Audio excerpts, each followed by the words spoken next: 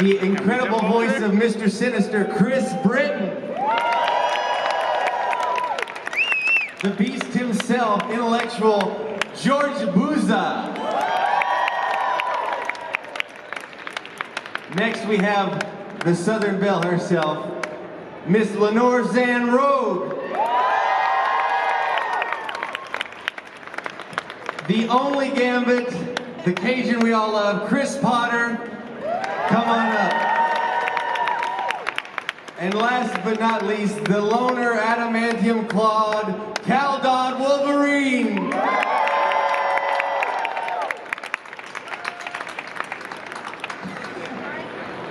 Welcome. How's everybody doing in the audience?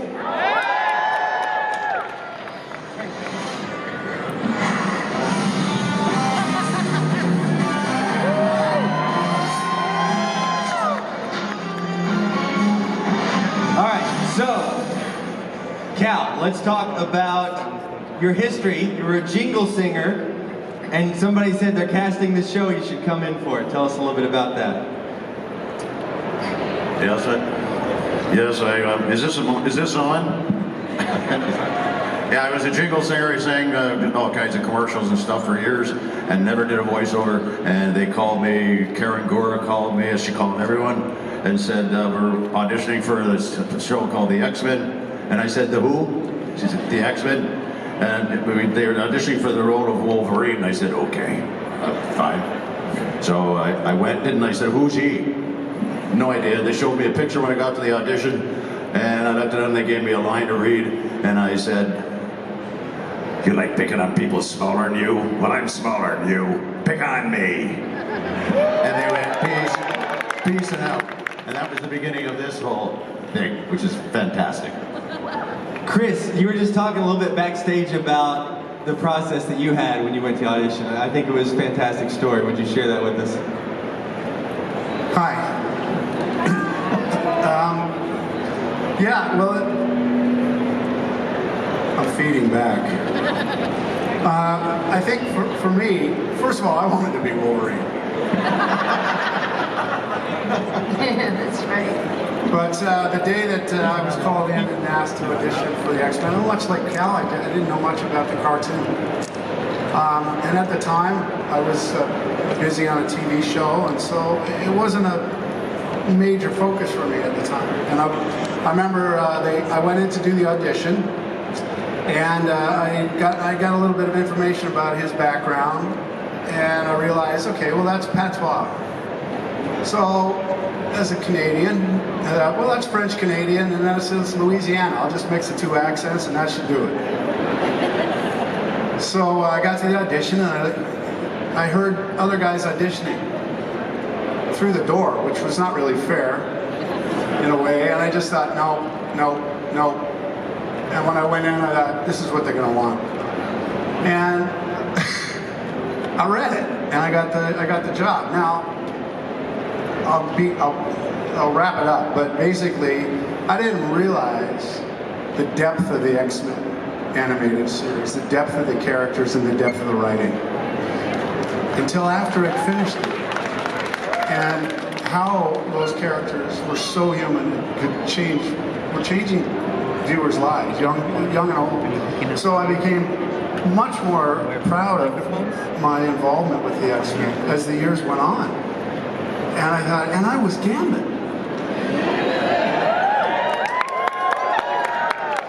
Then I wanted to be Gambit in the movies, but Bryan Singer brought me in to audition for Cyclops. And I thought, I don't want to be Cyclops. He wears that thing. I want to be Gambit. But Gambit's never been in the movies, so I'm the only Gambit. The best. Lenore, how about you? Well, Cher. Hi, Sugar. How you doing? It's great to be here in LA, and I love playing Rogue. You know, when my agent first asked me to go and audition for this new show, which was just called The X Show, they didn't really give it a name in the beginning. She said, Lenore, they want somebody with a husky, sexy, southern accent, And I played a number of those kinds of characters with those voices in the movies at that point. And she said, I know it's you. But I didn't go to the auditions because I too was doing movies and television and theater, and animation wasn't exactly the big thing that it is today. So I didn't bother auditioning.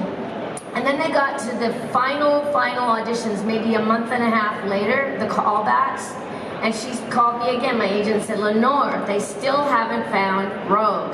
And I know it's because it's you, so get your ass in gear and get down there. So I went down and I put the headphones on, and we were talking to the folks in Los Angeles, and I believe Larry down there was probably one of those people in Los Angeles. And I just said, my daddy liked to kill himself when he found out I was a mutant.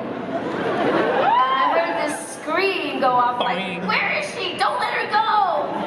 You know, and then I continued on. I said, I remember when I was 13, I had me a boyfriend till I kissed him.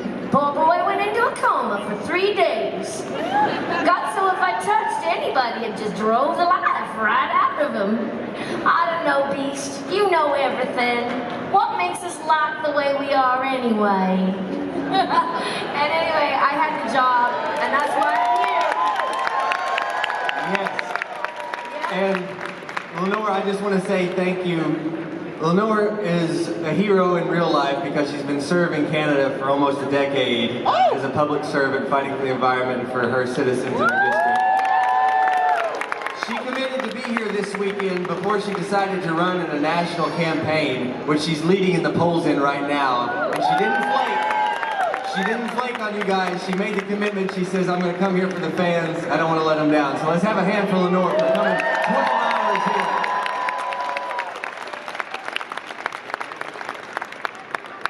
George, you, obviously the writing was great for Beast. He quoted a lot of great people, literary, icons. But it was your voice. You gave a real sophistication and an empathy to him. And talk about how you crafted that voice in the audition. Well, the auditions, first of all, I was about 11 or 12 years old when the first X-Men comic book hit the stands.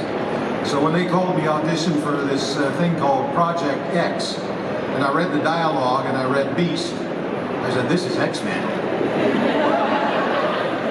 You can't fool me. And I wanted to be in it real bad. So basically it was all the things that, like Byron said, he was a highly educated badass.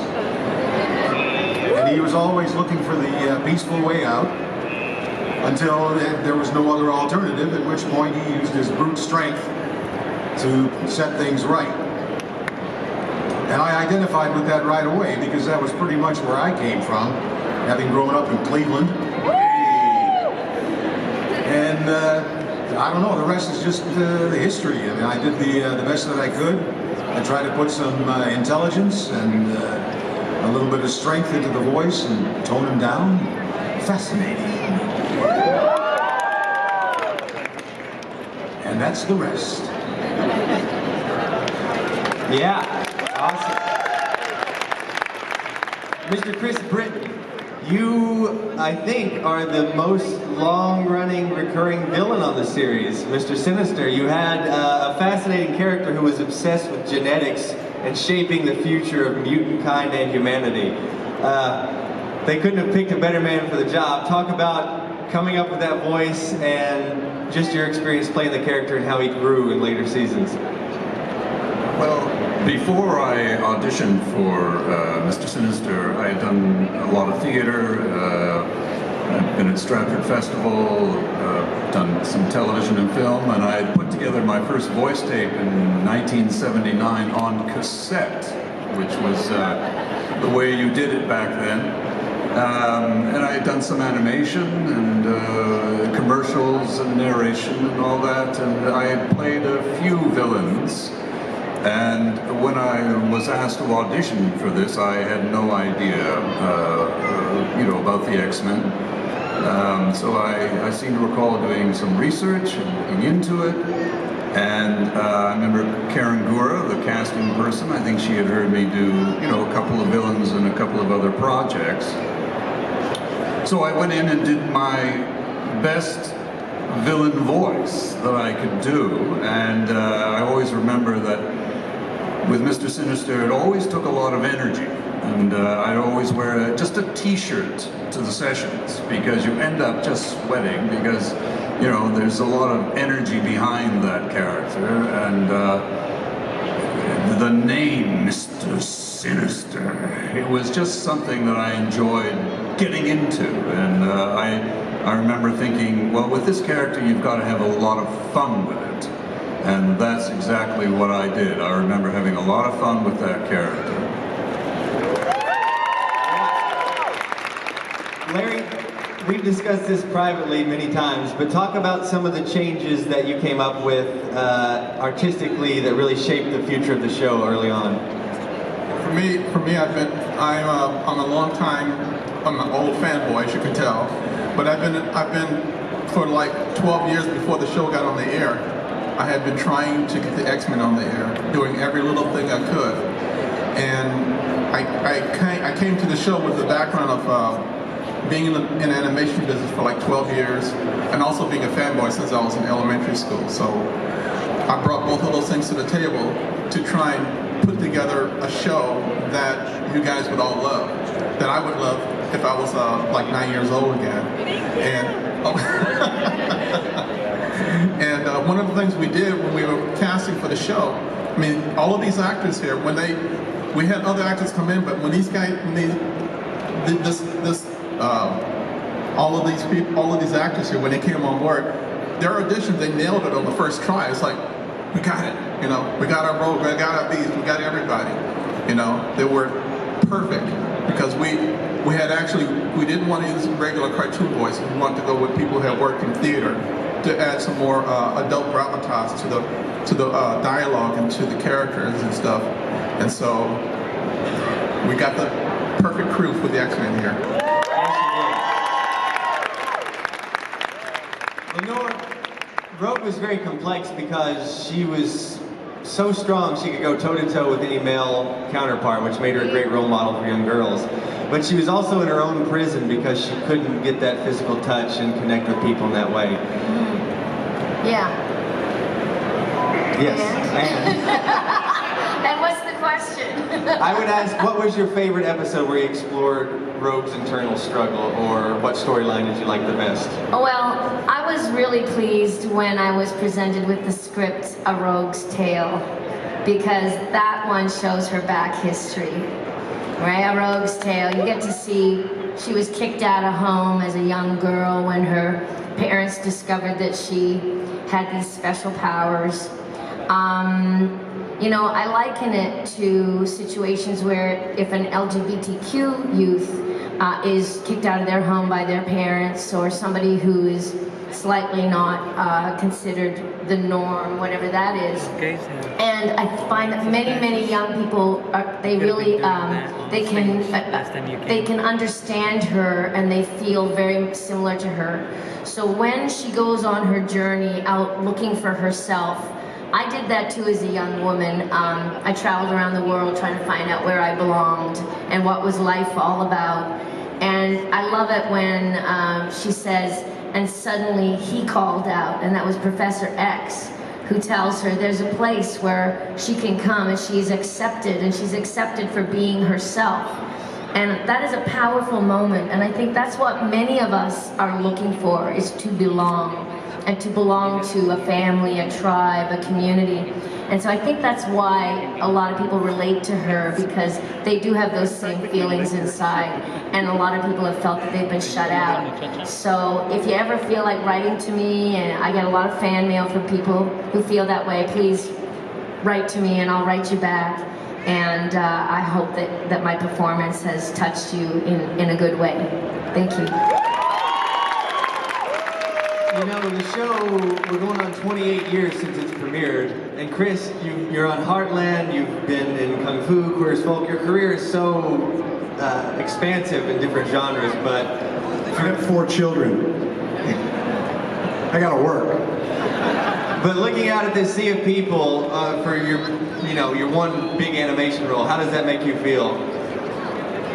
Well, how can you not feel ridiculously grateful when there's a whole group of people staring their way that are here for something they love. I mean, I should just be out there staring up here. What I love is... But if I may go on, I think what Lenore just said, it just struck me because I think I might have touched on it briefly when I said that I didn't realize till afterward how deep the X-Men and the character development was. I have some really comical stories about recording this because I felt so insecure all the time, especially because of Norm Spencer, who played Cyclops. Norm could do so many different voices and he wanted to always play extra little parts for money, and I was just clinging on to this opportunity, this accent I was trying to develop. And I'd try it, and then Norm would look at me and say, "Is that how you're going to do it?" He was so in my head, and we'd be in this room doing these the voices together initially. And these guys were all so talented; they could do imitations and impersonations. And it was a horrible experience for me most of the time. But what I'm getting at is, I think, to your point, I think I've spent a lifetime, a career, dawned on me, playing a very similar character to Gambit. I played for 13 years. I've been acting and directing in this now the longest-running Canadian TV series of all time called Heartland. And I'm proud to be a part of it, but I play a similar character, a character that, like Gambit, just wanted to be loved, but just doesn't quite know how to reach out. And when he does, he's too electric. I think that's, it seems to be a role I fit somehow. Ironically, it's not the world I live in. I'm a married guy with 4 children, grown children. But those characters, I seem to have some empathy for, and I feel that that's a big part of, was a big part of Gambit and Rogue's relationship. And he was very isolated, very isolated from the others, and typically those are the characters I've been playing. So, next question. Well, we've got a surprise for you guys. We've worked very hard to get all these people together, and Larry here at the end has worked very hard to put together an exclusive LA Comic-Con print of all these X-Men, never before done. Jacob, let's cue to the print. First appearance, Larry has it at his booth today. It's Saturday and Sunday only, brand new print featuring all the stars of X-Men and our greatest villain, Mr. Sinister. We just have a few minutes for questions, but we'll be happy to answer all your questions in Autograph Alley, which we're headed to next. So we've got a roaming mic, I believe, for 1 or 2 questions. All right, I see some hands. Start with him, that'd be great. Hello. I was wondering, is there any chance of us getting a Blu-ray series release anytime soon? I think that now that Marvel and Disney owns the characters again, I hear that they are going back to do that. Fantastic. Down here.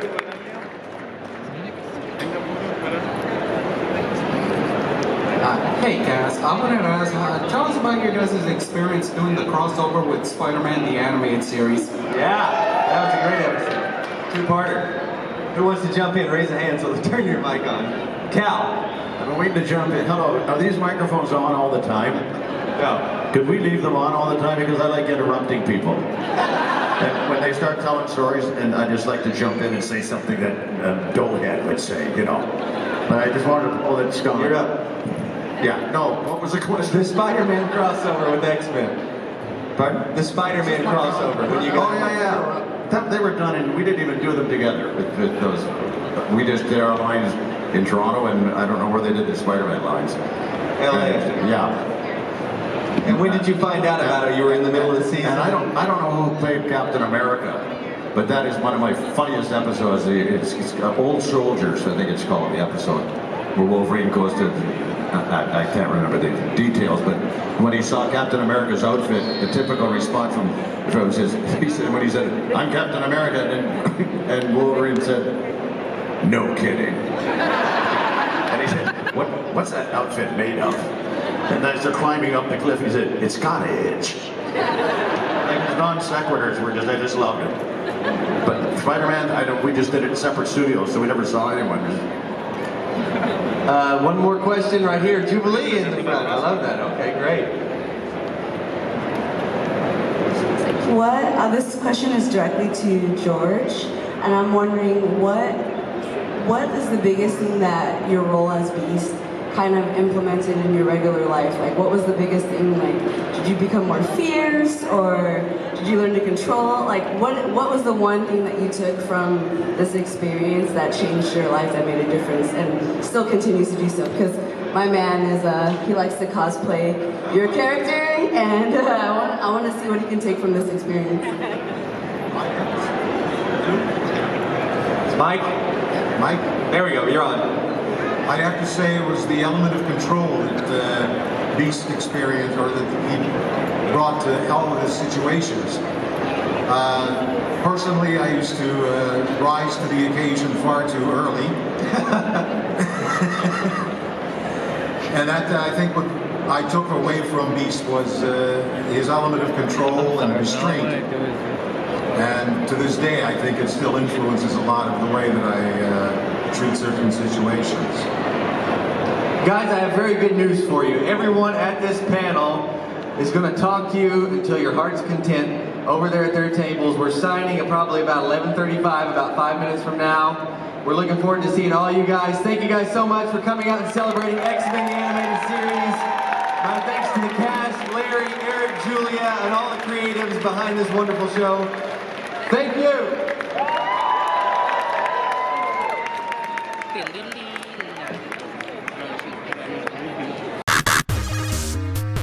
Hello there! Digital Game Time, your show about games, movies, and pop culture is now live every week. Follow them and watch the show every Monday on Facebook Live at 7 p.m. Pacific Time. Comment, participate, and interact with Leo, Rick, and Francisco as they tell you what's happening in the world of entertainment.